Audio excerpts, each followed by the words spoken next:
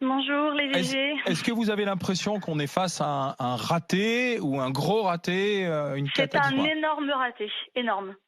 Au début, tous autant que soignants, on savait pas trop, on prenait ça pour une grippe. Puis après, dans le Grand Est, quand même, concrètement, les soignants ont commencé à être vraiment dans la merde. Ils ont tiré la sonnette d'alarme. Mais comme d'habitude, le gouvernement n'a absolument rien écouté. Jamais. Quand est-ce que le personnel soignant est écouté concrètement? Déjà, à la base, jamais. Quand c'est arrivé dans le Grand Est, que les infirmières ont commencé à dire qu'ils avaient des patients qui mouraient, qu'ils étaient débordés, que les hôpitaux débordaient. Là encore, ils n'ont rien fait. Les mesures n'ont pas été prises. Je voulais bien entendre au début qu'on ne voulait pas tirer trop la sonnette d'alarme pour pas alarmer les gens. Simplement, le français n'est pas plus immortel que l'italien. Et là, aujourd'hui, on est dans une situation où il tire la sonnette d'alarme, où Macron est passé en mode martial. Mais c'est trop tard. Il fallait écouter les soignants, les professeurs, tout ça, je veux bien. Mais comme vous l'avez dit, vous aussi, beaucoup de gens ont commencé à voir qu'il y avait des problèmes. Ils ne nous ont pas écoutés.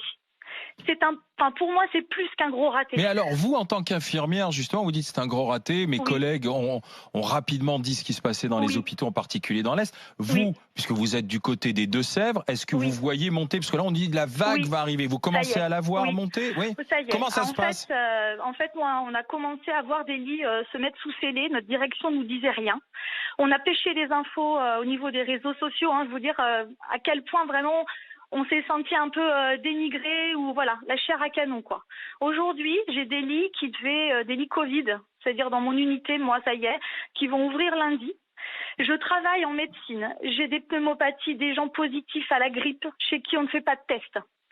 On a arrêté de faire les tests partout parce que voilà, on voulait pas alarmer, minimiser. Franchement, quand je vois le nombre de cas qui sont annoncés à la télé, c'est du foutage de gueule. Je peux vous jurer que si là, aujourd'hui, on teste mes patients, on teste le personnel qui travaille, je suis presque persuadée que plus de la moitié seront positifs. Bah oui, bien sûr. Je travaille avec des masques FFP2, je suis de nuit.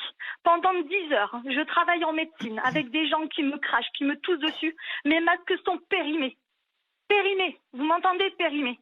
Quand je vois des gens dans les rues avec des masques, des gens qui fracturent les voitures des IDE libéraux, qui déjà n'ont pas de matos, mes collègues, moi, qui finissent par mettre les masques dans nos tiroirs de stupéfiants parce qu'on nous les vole, s'il vous plaît, écoutez-nous, restez chez vous, vous sauvez des vies. À rester chez vous, vous nous sauvez la vie. Il faut vraiment que les gens prennent conscience que là, c'est pas une grippe, c'est pas une varicelle, ça tue et ça nous tue. On a des infirmiers dans l'Est qui meurent. On enterre nos collègues. Les premiers à être touchés, les gens dans les supermarchés, comme vous disiez tout à l'heure, le droit de retrait. On n'a pas le droit de retrait. Même quand on a des grèves, on est réquisitionné. Ça fait partie de notre travail, de notre conscience. On y va. Je n'embrasse plus mes enfants, je ne vois plus les personnes que j'aime. Je fais tout ça pour des gens qui continuent de se balader, de prendre ça pour des vacances.